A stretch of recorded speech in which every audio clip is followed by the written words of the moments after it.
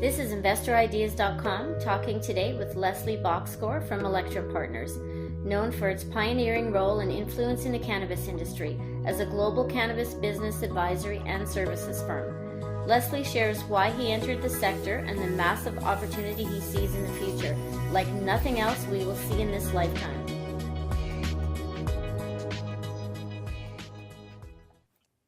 Good afternoon, Leslie. Thanks for joining us this afternoon. Can you share with our listeners an overview of your background and what directed you into the cannabis space? Sure, I'm happy to do it, and it's great to be here with you. My background is in corporate finance and investment banking, starting out at Lehman Brothers in retail in 1987, then being one of the first investment bankers to focus exclusively on the internet and new media back in the mid to late 90s. At the time, I was a co-founder of a small investment bank and family office, and we started to see a lot of companies looking to raise capital and more that were exploring this new market called internet. At the time, most people didn't know much about it. It wasn't really de rigueur, and you may even remember, some of you may remember, Paul Krugman wrote in Red Herring magazine that the internet was a fad and no one would ever make any money there. I went from that to being asked to turn around a couple of companies, both public and private, which I did as a C-level executive. And I discovered afterwards, as I was thinking about what my next focus would be, that what I was really interested in was fundamental disruption of industries and businesses that will change the way we live and do business in some massive way. And to that end, I looked at a couple of industries. I was researching the security industry. I was looking at and doing research and studying the banking industry and our monetary system, which I believe is due for an evolutionary shift sometime soon. I was looking at the convergent security industry, really cybersecurity and physical security, and the need for them to work together in the future. And I was also looking into the casino industry, which I thought when it would finally undergo a change through the eventual adaptation of online casinos, that it would lead to fundamental disruption, a creative destruction unlike anything we've seen before. And to that end, if you're going to look into the casino industry, where do you go to do research? You go to Las Vegas. I came out to Las Vegas being a native New Yorker. I was doing some research on the industry out here 2 years in a row, and I discovered, in addition to the quality of life that convinced my wife and I to move here, I discovered that there was a medical marijuana law in the books, and that medical marijuana on the West Coast was a considerably more serious and substantial industry than I would ever have thought living on the East Coast. Medical marijuana was sort of like that gag that people would, say, oh, yeah, that's what they do in California while they're eating granola and doing yoga. And when I got out here, I saw it was much more than that. I did some research. This was 2010 and 11. And then when Colorado and Washington passed adult use, when they passed recreational in 2012, combined with the research that I'd been doing, that convinced me to shut down all of my other enterprises and stop all other projects I was involved in and focus exclusively on the birth of the legal cannabis industry, which I did starting in 2012, 2013.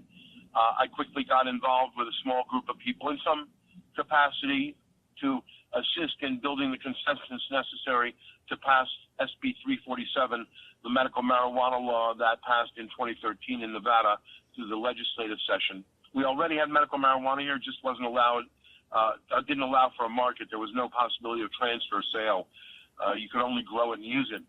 And so with the passage of SB 347, which I was involved in to some capacity, I ended up being asked to become the founding chairman of the Nevada Cannabis Industry Association, which was the first ever chapter of the National Cannabis Industry Association. And that led to me getting a lot of people interested in how I might be able to help them in the licensing process. I also brought a lot of the sensibilities and best practices that came from my life in investment banking and corporate finance and applied it to this industry. I was a little bit early for that at this point. It was still very entrepreneurial, and very few people from my industry had made the transition into the legal cannabis industry. And so I got asked to speak publicly around the country and eventually around the world, and to advise some of the biggest businesses in the industry in terms of strategy that might assist them. And that was really the birth of Electrum Partners and getting involved in the business. So with Electrum Partners, can you talk about what your services are to different companies? And on that note, can you talk about what you see are some of the biggest needs on small business that weren't being met that you are serving them? Sure. Electrum Partners grew out of the original licensing engagements where we were engaged to assist in the strategy and execution of getting licenses for 15 different categories, 15 different businesses, really. And we ended up advising all of them. We won every single license that we went after, probably because our approach was so different from anyone else. Whereas other people were looking at creating documents that would appeal to bureaucrats and state regulators, we were creating documents that we would try to create to pass muster for an investment bank, for Goldman Sachs or Morgan Stanley reviewing it in terms of its investability. And we looked at the states giving a license as an investment by the state in that business, and that we wanted to convince the state we were good investments, that the businesses we advised were good investments. And it did work out very well. 3 of those were the dispensary licenses that were extremely competitive. We evolved from that to providing advice and strategic advice and more to businesses that not only were looking for licenses to cultivate, to process, to have laboratories, to dispense. We also started talking to people that had technology solutions, financial services companies, financial technology companies, modalities of delivery and products that were being developed. And we built up a portfolio of equity in these companies because we functioned very much like a private equity company. At that point, rather than investing capital, we were investing our resources and time and getting paid in both fees and equity, and it's gone very well. And now what it's evolved into is we assist businesses in making sure they can navigate the specifics of this industry that are very unique. And what I mean by that is, if you're starting a business in any number of traditional industries, whether it's entertainment or technology businesses or in service industries, manufacturing, the regulations around it are pretty set, and they're fairly well known, and they're fairly stable. And so you don't really need to think about the regulatory environment other than being compliant if you're in the financial services industry or pharmaceutical industry, for example. That being said, the cannabis industry is entirely different. The friction between state legal markets and federal illegality produces a unique environment where every state has a different regulatory framework, as well as a ring fence around it where there is no interstate commerce taking place. Meaning that if Oregon and Washington, for example, are both adult use markets, which they are, the price of wholesale and retail in each state has very little effect other than our border towns for retail on each other. So it can be $1,600 a pound wholesale in Oregon and $2,200 a pound wholesale in Washington and not affect each other. That ring fence around each state creates a limited competition market, which benefits the early stage entrepreneur. Additionally, the fact that there's federal illegality keeps the larger businesses that could be competing, the CVSs, the Pfizers, the InBevs, the Canagras, and more. They're not currently looking at the industry because it doesn't make any sense for them. The federal illegality keeps them out of it. Once again, eliminating competition based upon economic power. They can't come in and crush people with their wallet. So that is a unique aspect for entrepreneurs that we assist them with. And then also the fact that every state's regulatory framework is different and very dynamic. We are specialists in understanding the regulatory aspect and influencing it where we can. We advise a number of states on a pro bono basis and other jurisdictions on their regulations. We've advised the state of Pennsylvania, for example. And that allows us to have a perspective that assists the entrepreneur and the investor that's looking to deploy capital in understanding what to watch out for. What do I mean by that? For example, in Nevada, the first time medical marijuana passed was in 2001. Then it passed again in 2013, creating a market for it. Furthermore, it then expanded again in 2015. with another legislative session, and then we passed adult use in 2016, and we're working on implementing that in 2017, and the current legislative session is clarifying and expanding the medical marijuana market in Nevada once again. So those, and then each jurisdiction has had numerous changes along the way. And so, whereas other businesses have very static regulatory environments that will not affect your business other than, as I said, being compliant, in the cannabis industry, you have to have the agility, foreknowledge, and relationships that allow you to navigate this complex and dynamic regulatory framework that's changing sometimes multiple times a year. Does that answer your question? Yes. Looking at the legal cannabis market and the evolution to date, what are your thoughts based on your experience on where it's headed under the current administration? I think that the current administration has had some mixed messages, and I think that that's been good. The one thing we would like to avoid with the cannabis industry, one of the things we'd like to avoid with the legal cannabis industry, is what we saw happen with the internet in the late 90s and early 2000s. And that was the famous Alan Greenspan quote of irrational exuberance. And we want to make sure that the legal cannabis industry does not fall into that same trap where there is irrational exuberance leading to its growth in such a rapid fashion that the valuations become out of control and the people coming into it are unreasonable and the expectations no longer are based upon fundamental and sound business principles. So in some sense, the current administration's taking a little bit of the steam out of the market was really not bad. It really got people to evaluate why they're in it, if they're committed to it, and what that commitment exactly means.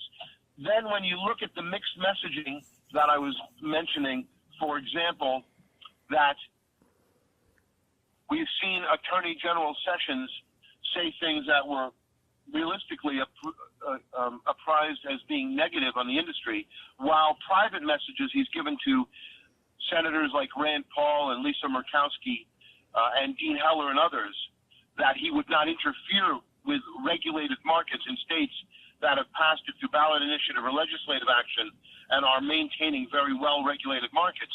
That mixed message has led to a lack of clarity that has also confused people and really made, once again, understanding how to navigate an environment like that more important than ever.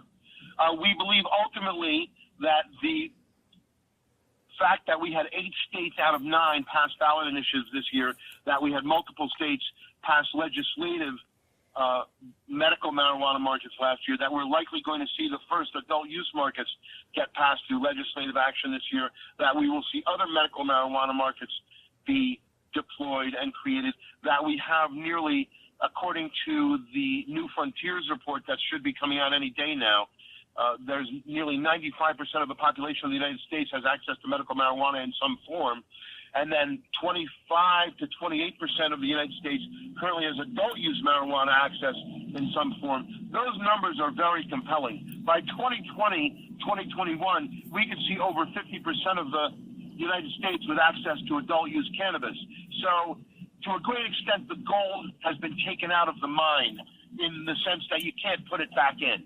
And no matter what the current administration does, they may try to trip it up, they may try to slow it down, they likely will have a very hard time figuring out a way to stop it, especially with as many challenges as they're facing. There are probably much bigger battles for them to fight. The short answer is I believe that they will not interfere with states that have regulated it.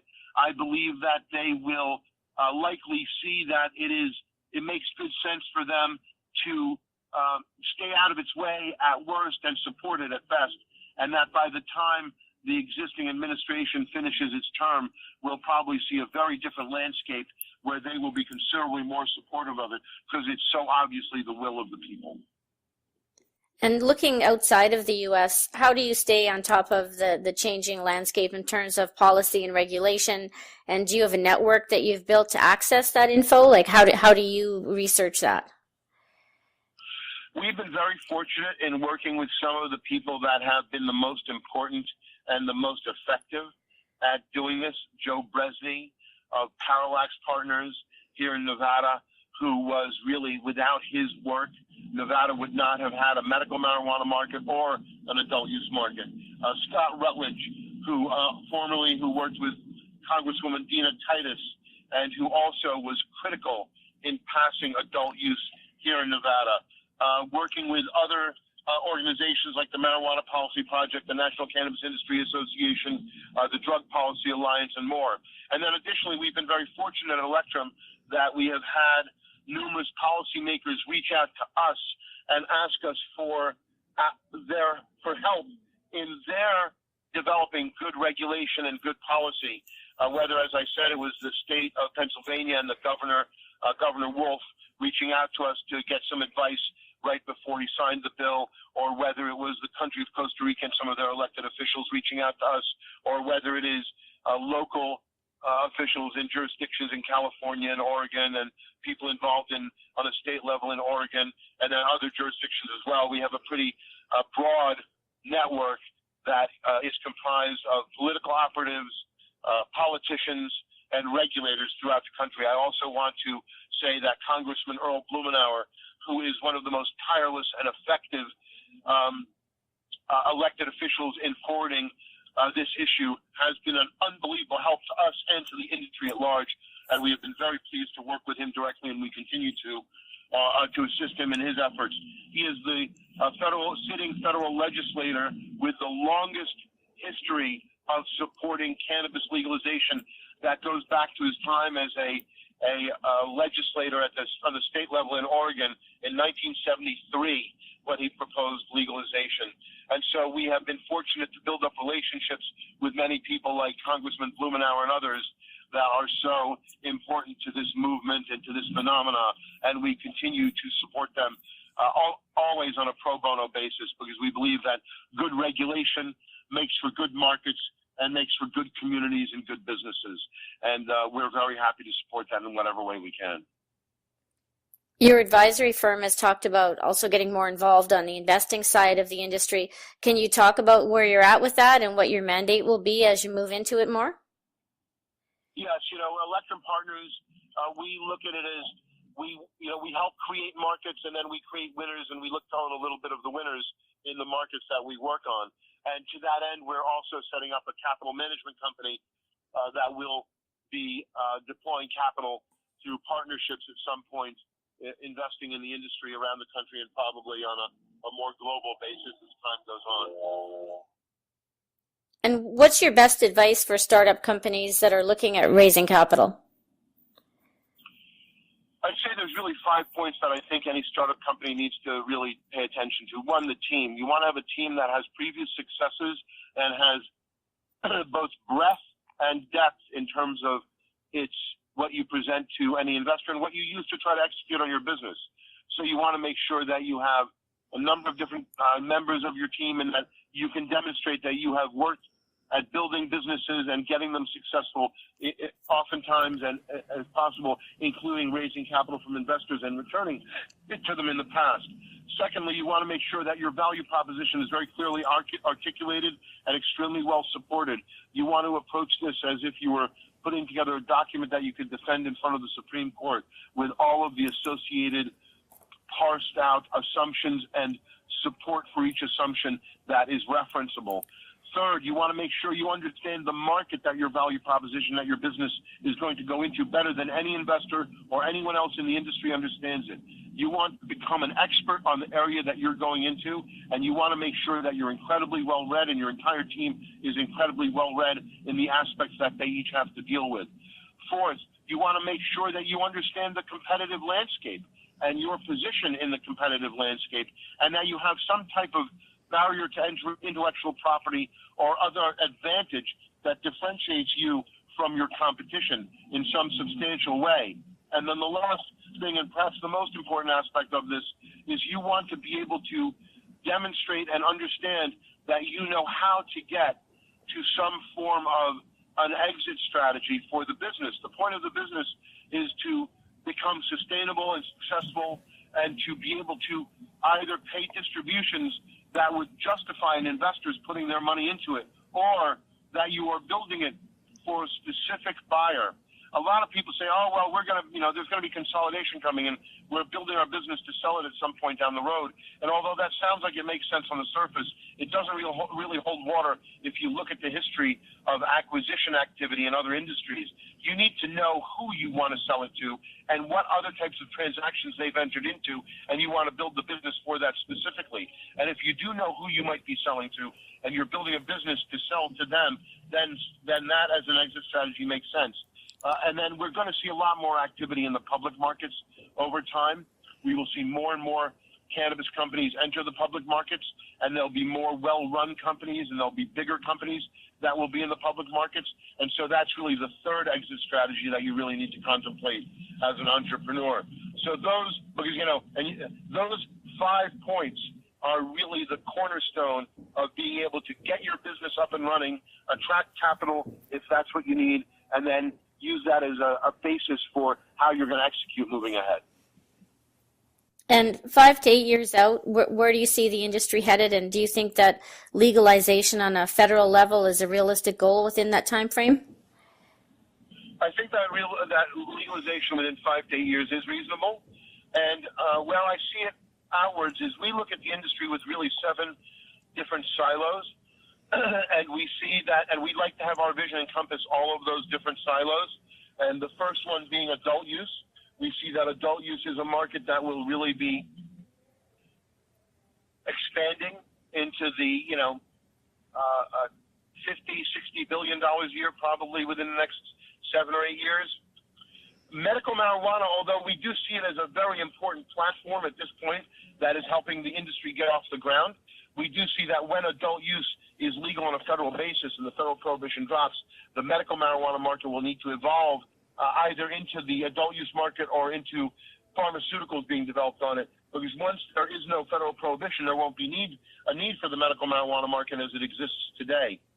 We see the third market being nutraceuticals and supplements as a very large market. And we also see the pharmaceutical industry developing many drugs based upon the cannabis plant over the coming years.